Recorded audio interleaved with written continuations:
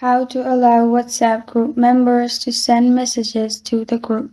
Hi everyone, I'm here to assist you today. Without any delay, let's jump right in. First, open WhatsApp on your device. Make sure you're logged into your account. Then click on the group chat where you want to change the setting. After you're in the group chat, at the top, click on the group name.